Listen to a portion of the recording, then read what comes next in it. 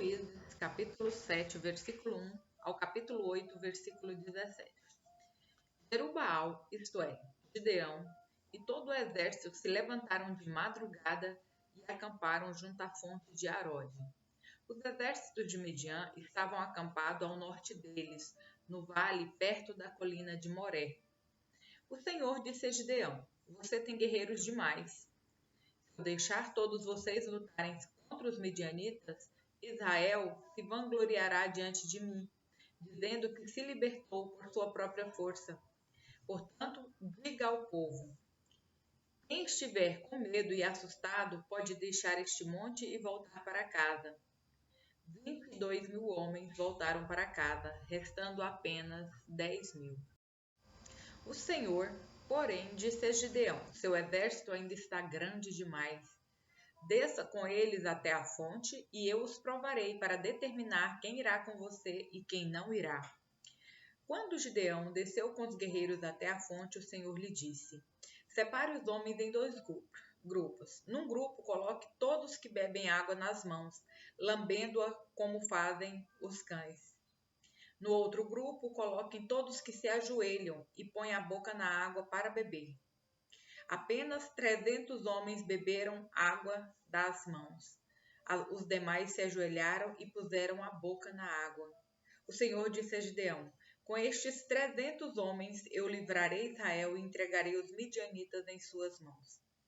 Mande para casa os demais. Gideão ordenou que recolhessem as provisões e as trombetas de chifres de carneiro dos outros guerreiros e os mandou para casa, mas manteve consigo os 300 homens.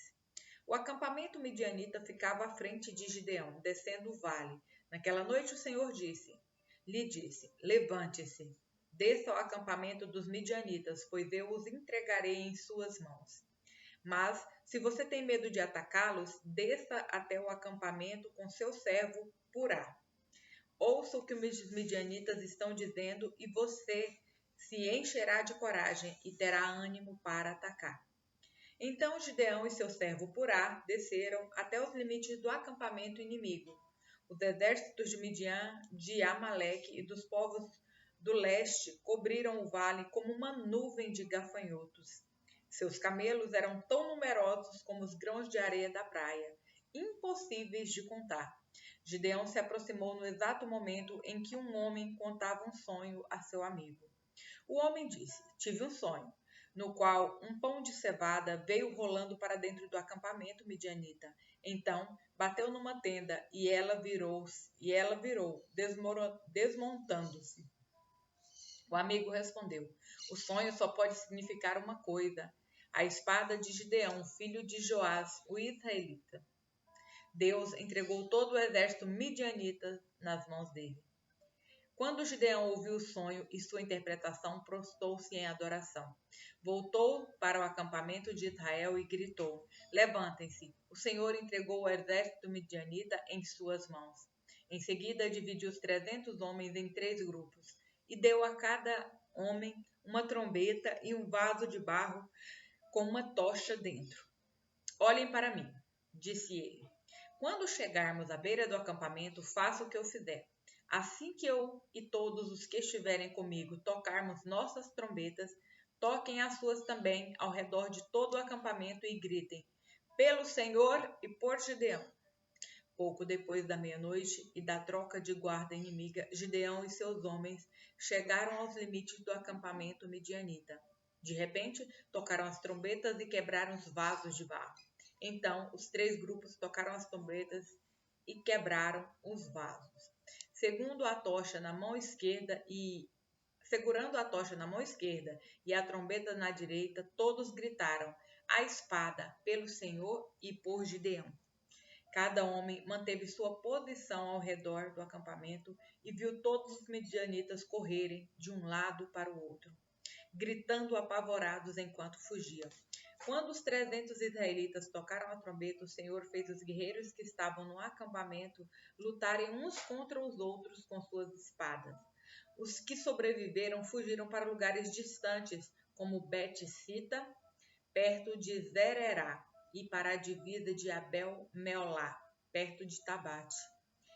Então Gideão convocou os guerreiros de Naftali, Aser e Manassés, que se juntaram aos demais para perseguir o exército midianita. Gideão também enviou mensageiros a toda a região montanhosa de Efraim, dizendo: desçam e ataquem os midianitas. Não permitam que eles cheguem aos pontos mais rasos de travessia do Jordão em Bet-bara. Todos os homens de Efraim obedeceram. Capturaram Oreb e Zeeb, os dois comandantes midianitas, e mataram Oreb na rocha de Oreb e Zeeb na prensa de uvas de Zeeb. Depois continuaram a perseguir os midianitas. Por fim, levaram a cabeça de Oreb e a de Zeeb para Gideão, que estava do outro lado do Jordão. Então os homens da tribo de Efraim perguntaram a Gideão: por que você nos tratou dessa forma? Por que não nos chamou quando foi lutar com os midianitas? E o repreenderam duramente. Gideão, porém, respondeu: o que eu fiz em comparação com vocês? A sobra das uvas da colheita de Efraim não são melhores do que toda a colheita do pequeno clã de Abiezer? Deus entregou em suas mãos Oreb e Zeeb, os comandantes do exército midianita. O que eu fiz em comparação com isso? Quando ouviram a resposta de Gideão, a indignação dos homens de Efraim diminuiu. Então Gideão atravessou o rio Jordão com os 300 homens e, embora estivessem exaustos, conseguiram perseguir o inimigo. Quando chegaram a Sucote, Gideão pediu ao povo da cidade: por favor, dê um pouco de comida aos meus guerreiros, eles estão muito cansados. Estou perseguindo Zeba e Zalmuna, reis de Midian. Mas os líderes de Sucote responderam: primeiro capture Zeba e Salmuna, e então daremos comida ao seu exército. Muito bem, disse Gideão. Depois que o Senhor entregar Zeba e Zalmuna em minhas mãos, voltarei e rasgarei a carne de vocês com espinhos e com espinheiros do deserto. Dali, Gideão subiu a Peniel, onde também pediu comida e recebeu a mesma resposta. Disse ele ao povo de Peniel: quando eu voltar vitorioso, derrubarei esta torre. A essa altura, Zeba e Zalmuna estavam em Carcor, com cerca de 15.000 guerreiros. Era tudo o que restava dos exércitos aliados do leste, pois 120.000 já haviam sido mortos. Gideão subiu pela rota das caravanas, a leste de Noba e Jogbeá, e atacou de surpresa o exército midianita. Zeba e Zalmuna, os dois reis midianitas, fugiram, mas Gideão os perseguiu e os capturou, derrotando seu exército. Gideão, filho de Joás, voltou da batalha pelo desfiladeiro de Eres. Ali capturou um jovem de Sucote e exigiu que ele escrevesse o nome dos 77 oficiais e autoridades da cidade. Então Gideão retornou a Sucote e disse ao povo: aqui estão Zeba e Zalmuna. Quando estivermos aqui, antes vocês zombaram de mim e disseram: primeiro capture Zeba e Zalmuna, e então daremos comida aos seus guerreiros exaustos. Gideão prendeu as autoridades da cidade e os castigou com espinhos e espinheiros do deserto. Também derrubou a torre de Peniel e matou os homens da cidade. Lucas, capítulo 23, versículos 13 ao 43. Então Pilatos reuniu os principais sacerdotes e outros líderes religiosos, juntamente com o povo, e anunciou seu veredito: vocês me trouxeram este homem acusando-o de liderar uma revolta. Eu o interroguei minuciosamente a respeito na presença de vocês e vejo que não há nada que o condene.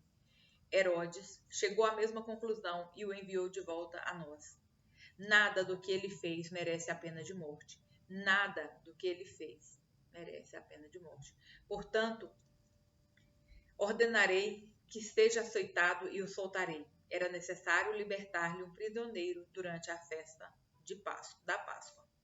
Um grande clamor se levantou da multidão e a uma só voz gritaram: mate-o, solte-nos Barrabás.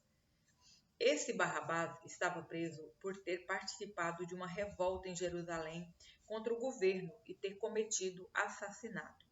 Pilatos discutiu com eles, pois desejava soltar Jesus. Eles, porém, continuaram gritando: crucifique-o, crucifique-o. Pela terceira vez ele perguntou: por quê?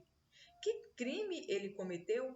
não encontrei motivo para condená-lo à morte. Portanto, ordenarei que seja açoitado e o soltarei. A multidão gritava cada vez mais alto, exigindo que Jesus fosse crucificado, e seu clamor prevaleceu.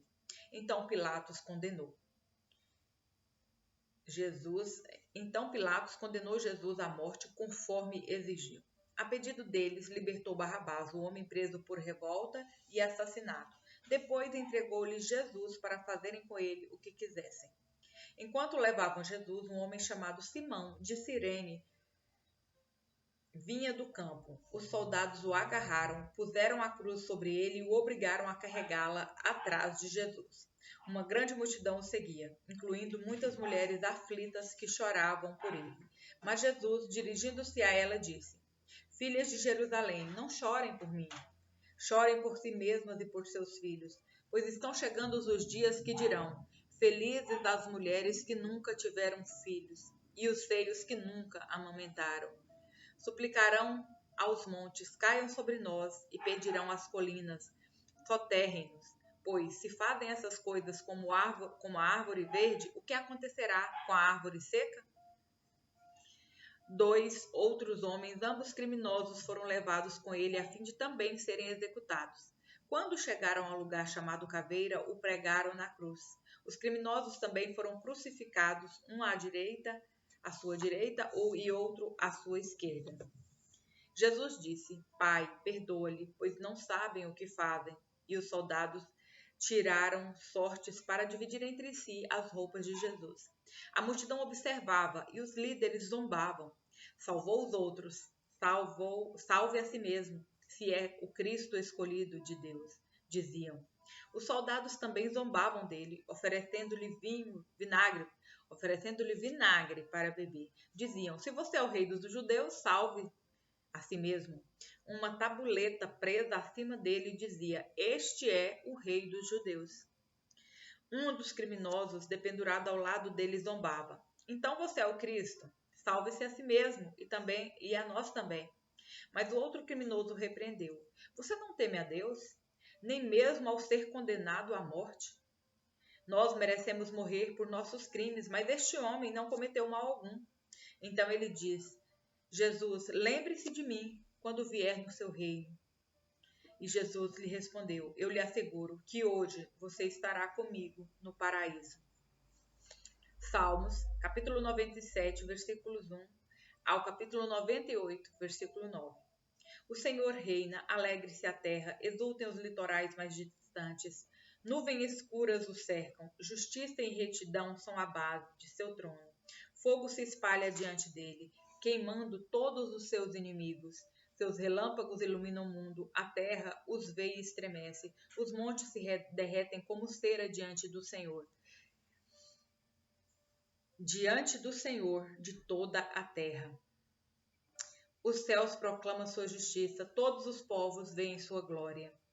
Sejam envergonhados os que adoram ídolos, os que contam vantagem de seus deuses inúteis. Pois todos os deuses se prostram diante dele. Sião ouviu e se alegrou, e todas as cidades de Judá exultam, por causa de tua justiça, ó Senhor. Pois tu, Senhor, és supremo sobre toda a terra. És exaltado muito acima de todos os deuses. Vocês que amam o Senhor odeiem o mal. Ele protege a vida dos seus fiéis e os resgata da mão dos perversos. A luz brilha sobre os justos e a alegria sobre os que têm coração íntegro. Alegre-se no Senhor todos os justos e louvem seu santo nome. Cantem ao Senhor um cântico novo, pois ele fez maravilhas. Sua mão direita e seu braço santo conquistaram a vitória. O Senhor anunciou seu poder de salvar e revelou sua justiça às nações. Lembrou-se de seu amor e fidelidade a Israel. Os confins da terra viram a vitória de nosso Deus. Aclamem ao Senhor todos os habitantes da terra. Louvem-no em alta voz com alegres cânticos. Cantem louvores ao Senhor com a harpa e com cânticos harmoniosos, com trombetas e som de cornetas. Exultem e cante diante do Senhor, o Rei. Deem gritos de louvor o mar e tudo o que nele há, e também a terra e todos os seres vivos. Os rios batam palmas e os montes cantem de alegria diante do Senhor, pois ele vem julgar a terra. Julgará o mundo com justiça. julgará o mundo com justiça e as nações com imparcialidade. Provérbios, capítulo 14, versículos 7 ao 8. Afaste-se do tolo, pois em seus lábios não achará conhecimento.